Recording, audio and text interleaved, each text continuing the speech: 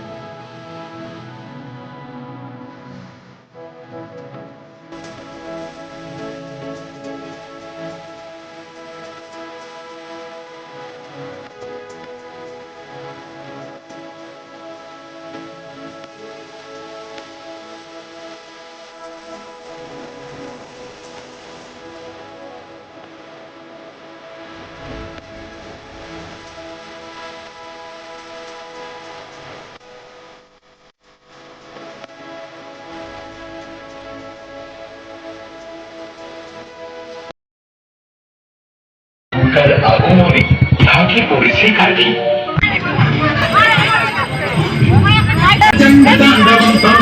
Shivam Shivam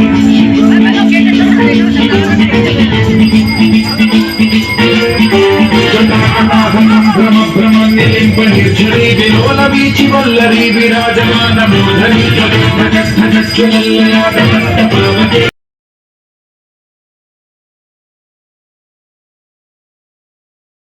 The next day.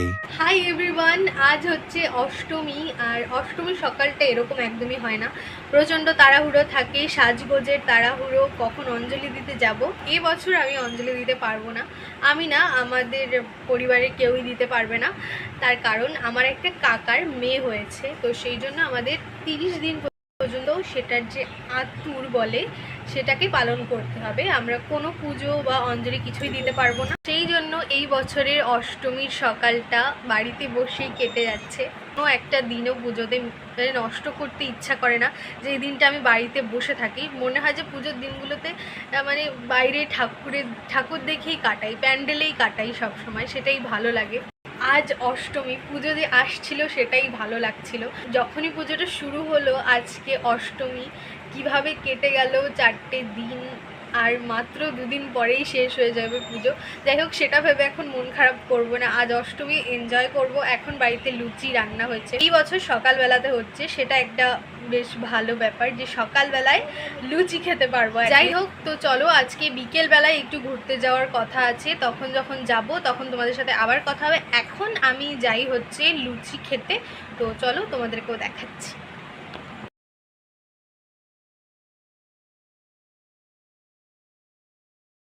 A few moments later. আর এই স্টেশনে চলে এসেছি, এখন যাচ্ছি বনগাঁতে ঠাকুর দেখতে আমার মার সাথে।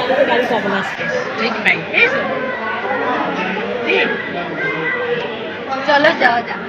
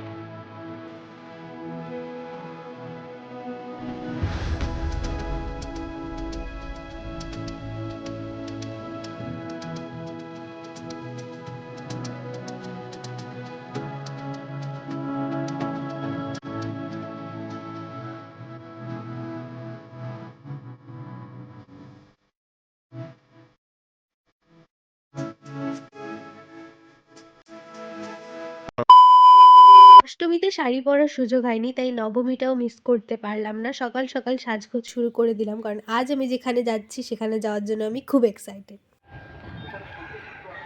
হাই গাইস, তো শুভ নবমী তোমাদের সকলকে। এখন একটু যাচ্ছি এক জায়গায়, কোথায় যাচ্ছি বলছি তোমাদেরকে যেতে যেতে। আমার বান্ধবীর জন্য দাঁড়িয়ে রয়েছি রাস্তায়, ও আসুক তারপরে যাব স্টেশনে, যাব ট্রেনে করে যাব। কোথায় যাচ্ছি বলছি তোমাদেরকে, চলো আগেও আসুক, যাই আগে, নাহলে ট্রেন মিস হয়ে যাবে। তো চলে এসেছি আমরা স্টেশনে। এই যে সাথী, হাইবল, আজকে ওকে খুব সুন্দর লাগছে। যাই হোক, তো ট্রেন আসুক লাগছে, তারপরে যাও দেখা। আচ্ছা, এবার তোমাদের বলে দিই যে আমরা কোথায় যাচ্ছি। আমরা যাচ্ছি গোবরডাঙ্গায়। গোবরডাঙ্গায় কোথায় যাচ্ছি সেটা তোমরা দেখতে থাকো। আমরা টোটোতে উঠে পড়েছি, এখন যাচ্ছি হচ্ছে রাজবাড়িতে, গোবরডাঙ্গার জমিদার বাড়ি। যাই হোক, তো চলো যাওয়া যাক।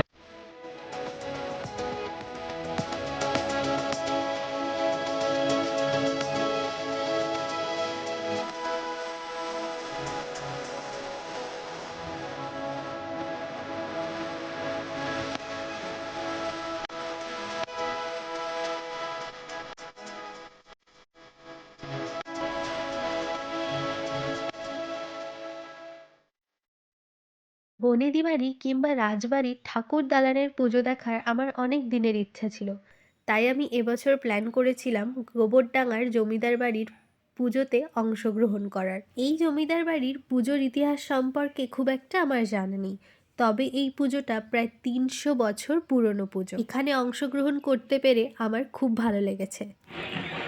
তো আমাদের রাজবাড়ি মোটামুটি ঘোরা হয়ে গেছে, এখন যাচ্ছি বাড়ির দিকে। আসার সময় অনেকগুলো প্যান্ডেল দেখলাম, ভাবছি সেখানে যাব যাওয়ার সময়। তো দেখি যাই কিনা, গেলে তোমাদেরকে দেখাবো। তো চলো এখন বাড়ির দিকে যাওয়া যাক। এটা হচ্ছে জমিদার বাড়ির পাশেই একটা কালী মন্দির। তারপর ওখান থেকে বেরিয়ে আমরা কোনো প্যান্ডেলে যাইনি, তাই কোনো ভিডিও ক্লিপ নেই। দশমীর দিন আমি মামার বাড়িতে গেছিলাম, কিন্তু সেখানে গিয়ে কোনো ভিডিও করা হয়নি, তাই কোনো ক্লিপ তোমাদের সঙ্গে শেয়ার করতে পারছি না। কিছু ছবি তোমাদের সঙ্গে শেয়ার করলাম, আমার পুজো কিভাবে কাটলো তোমাদের সঙ্গে সেটাই ভিডিওর মাধ্যমে শেয়ার করলাম। তোমাদের পুজো কেমন কেটেছে আমাকে কমেন্টে জানাতে ভুলো না। দেখা হচ্ছে পরবর্তী ভিডিওতে।